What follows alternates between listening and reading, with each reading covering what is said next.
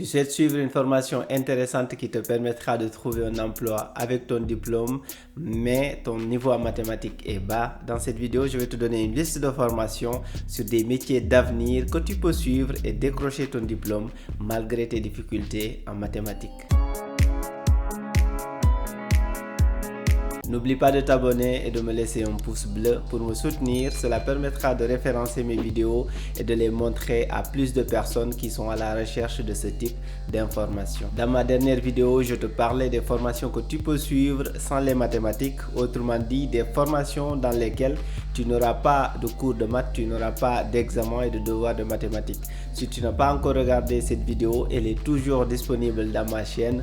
La vidéo d'aujourd'hui, quant à elle, vient en complément de cette précédente vidéo pour te donner les clés pour bien faire ton choix d'orientation, même si tu as des difficultés en mathématiques, et t'orienter dans des domaines où il y aura un peu de mathématiques, mais si tu t'accroches, tu pourras t'en sortir, avoir ton diplôme et trouver un emploi rapidement. Comme tu le sais, tu ne dois pas choisir une formation parce que tu galères dans certaines matières. Il est important de mener la réflexion dans le sens inverse, c'est-à-dire de choisir la formation que tu souhaites faire et ensuite de trouver la solution pour t'en sortir malgré tes difficultés. Pour ce faire, si tu ne sais pas encore quelles sont les options que tu as pour te former après le bac, je te conseille de télécharger l'application Guide d'études qui te montre en détail les différentes options que tu as en fonction de ton parcours.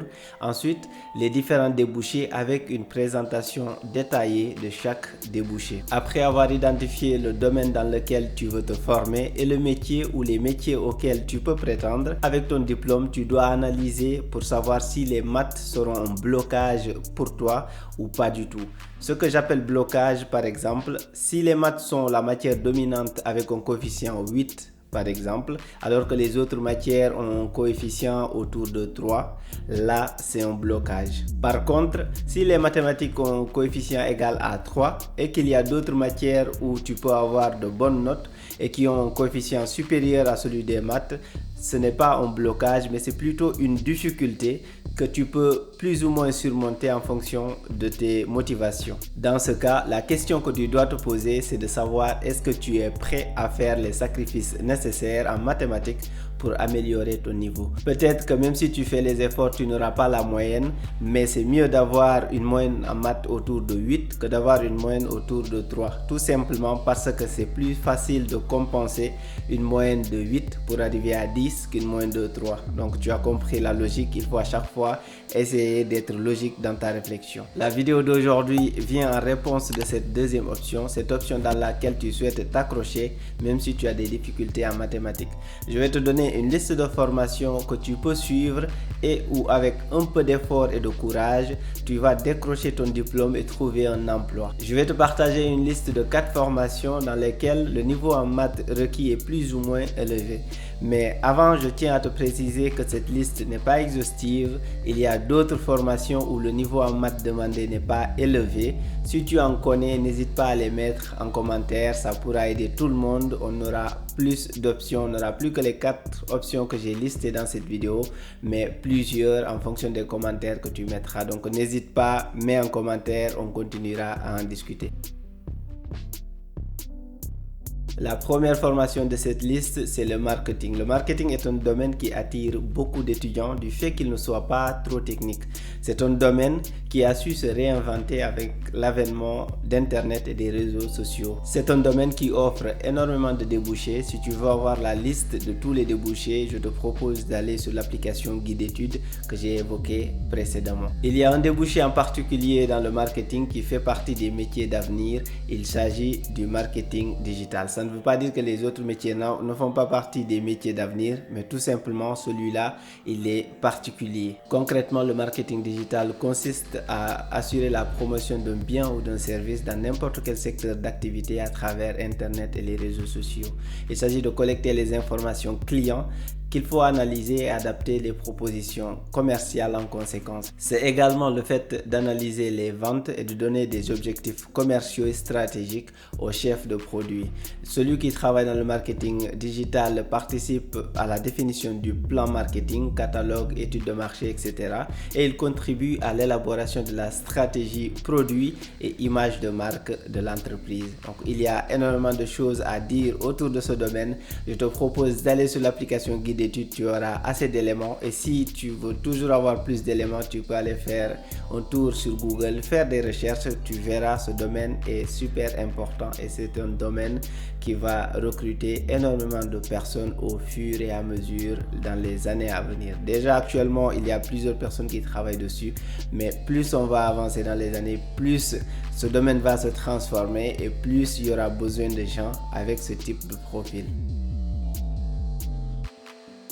Le deuxième domaine de cette liste, c'est la gestion des ressources humaines. La gestion des ressources humaines est un vaste domaine et la première chose à savoir, c'est qu'il y a plusieurs spécialisations possibles dans ce domaine. Parmi ces spécialisations, tu as la gestion de la paye, le chargé de recrutement et j'en passe. Si tu veux avoir tous les détails autour de ce métier, j'en ai fait une vidéo dédiée et je te propose de faire un tour dans ma chaîne pour voir toutes les informations. L'avantage de ce type de formation, comme les autres évoquées précédemment, c'est qu'elles sont accessibles pour les bacheliers littéraires ainsi que pour les bacheliers scientifiques. Et les mathématiques ne sont pas très présentes. Tu peux réussir même si ton niveau en mathématiques est faible. Tu t'accroches un petit peu, tu peux t'en sortir parce que les autres matières te permettront de compenser tes difficultés en mathématiques. La troisième formation de cette liste, c'est le e-commerce. De plus en plus, nos vies se passent en ligne. Tu passes énormément de temps sur Internet. Il y a des gens qui travaillent tous les jours pour pouvoir te montrer des produits et services que tu serais susceptible d'acheter à travers Internet. D'autres personnes travaillent également pour faciliter cet acte d'achat et te permettre de recevoir le produit que tu as acheté. C'est tous ces éléments-là qui constituent le e-commerce. Le spécialiste en e-commerce se charge de montrer ses produits au bon endroit à des gens qui sont susceptibles d'être intéressés en appliquant des techniques pour les séduire et les faire acheter le produit. Le quatrième domaine de cette liste que je souhaite te présenter, que tu peux suivre même si ton niveau en mathématiques est faible ou bas, c'est celui de contrôleur de gestion. C'est un domaine important. Si le domaine de la gestion t'intéresse, ce domaine va sûrement t'intéresser car il est important dans une entreprise. En résumé, le contrôleur de gestion fait des analyses économiques, des estimations de coûts, des reportings pour optimiser le bon fonctionnement de l'entreprise. Pour te donner un exemple simple et concret, par exemple, quand une entreprise commande 100 ordinateurs pour les revendre, le coût et le nombre sont enregistrés dans le système d'information de l'entreprise. Chaque vente est aussi enregistrée dans le système d'information. À la fin du mois ou de l'année, le contrôleur de gestion est capable de dire combien d'ordinateurs ont été achetés, combien ont été vendus et combien restent en stock. Et en conséquence, quel chiffre d'affaires l'entreprise a réalisé. Après cette analyse théorique, les financiers comparent ces données aux résultats réels pour qu'il n'y ait pas d'écart, pour voir qu'il n'y a pas d'écart. Ils constatent en fait, normalement, ils vont trouver le même chiffre d'affaires dans les comptes de l'entreprise et le même nombre d'ordinateurs en stock. Ils comparent ce que le contrôleur de gestion a donné comme chiffre ainsi que le résultat réel. S'il y a des écarts, ils essaient de trouver où se trouve le trou, comment c'est arrivé. S'il y a un écart, ils essaient de voir s'il y a des ordinateurs qui ont été volés ou s'il y a des ordinateurs qui ont été perdus ou d'autres qui sont cassés. Donc ça leur permet d'avoir une gestion, un contrôle sur le fonctionnement de l'entreprise. D'ailleurs, le nom c'est contrôle de gestion. Donc ils contrôlent la gestion de l'entreprise. Si tu fais ton choix parce que tu veux éviter les maths, tu vas certainement faire un mauvais choix. Ton avenir, ce n'est pas de la loterie. Tu dois avoir un peu de logique et de courage avant de choisir. Tu dois réfléchir en termes de perspective professionnelle, de possibilité de trouver un emploi avec une formation avant de te lancer. Ici, tout le monde se forme pour pouvoir exercer un métier. Même si tu te formes juste pour avoir les connaissances et derrière lancer ta propre entreprise, tu ne dois pas te former sur n'importe quelle formation. Tu dois suivre une formation qui te sera utile. Une formation qui te permettra dans ton business, dans l'entreprise, dans la boîte que tu souhaites lancer. Peut-être que tu souhaites te lancer dans l'entrepreneuriat, dans l'idée de business que tu as. Cette formation doit pouvoir t'aider. Si tu suis une formation pendant 5 ans et que derrière tu te lances dans l'entrepreneuriat et que ce que tu as appris pendant cette formation ne te sert à rien, finalement tu auras perdu 5 années de ta vie. Il faut bien réfléchir en fonction de perspectives professionnelles, quelque chose qui te sera utile avant de choisir. C'est super important. C'est ton avenir, c'est de ton avenir qu'il s'agit, ce n'est pas de la loterie et personne d'autre viendra faire cette démarche pour toi. C'est toi seul sais ce que tu veux, toi seul est capable d'aller vers ce que tu veux. Je t'ai fait une vidéo avec des formations sans mathématiques que tu peux suivre si tu ne veux absolument pas faire de maths. Mais je te le dis tout de suite, ce n'est pas une bonne idée de choisir une formation à cause de tes lacunes dans une matière donnée. Je ne dis pas que la liste des formations sans mathématiques est mauvaise, je dis tout simplement que tu dois faire ton choix en fonction des possibilités d'avenir, en fonction des perspectives professionnelles qui se présenteront à toi. Dans la vidéo d'aujourd'hui, je t'ai partagé une liste de formations où les maths sont présentes, mais où elles ne pèsent pas beaucoup.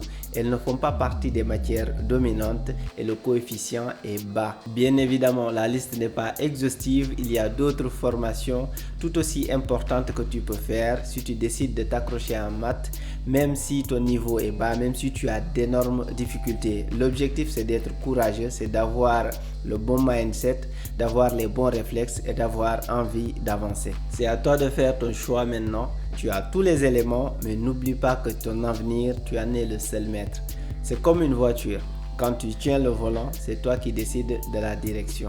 Avant de choisir, assure-toi de connaître toutes les options que tu as. Cela ne sert à rien de te précipiter ou de choisir une formation parce que d'autres personnes te disent que c'est une bonne formation ou de choisir une formation car tes amis ont choisi cette même formation. C'est de ton avenir, il s'agit de toi seul, toi et toi seul. Tu dois être capable de faire un choix en fonction des éléments logiques que tu auras à ta disposition. Dans cette série de vidéos, je t'ai parlé des options que tu as si tu as des difficultés en mathématiques. S'il se trouve, les difficultés que toi tu rencontres, c'est sur d'autres matières, le français par exemple. N'hésite pas à mettre en commentaire le domaine ou la matière dans laquelle tu galères. On essaiera ensemble de proposer des formations pour à la fois contourner mais aussi pour réussir malgré ces difficultés. N'hésite pas à le mettre en commentaire. Toute la communauté et moi-même répondront à ton commentaire pour qu'ensemble on puisse trouver la solution. J'espère que cette vidéo t'a plu. N'oublie pas de t'abonner et de liker pour me soutenir. C'est très important pour l'algorithme YouTube. S'il y a beaucoup de likes, ça permettra de référencer la vidéo et de la montrer à plus de monde. Merci et à très bientôt.